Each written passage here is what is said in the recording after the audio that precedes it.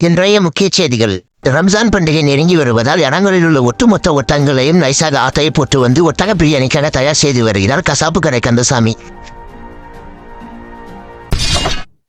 Match விளையாடும் போது தனக்கு முன்னே தனது டீம்மேட்டுகள் அனைவரும் நைசாக எல்லா லூட்டையும் ஆட்டையை போட்டு விடுவதால் தீவிரமாக லூட் பொறுக்கும் பயிற்சியில் ஈடுபட்டுள்ளார் தயிர் சோறு தங்கராசு.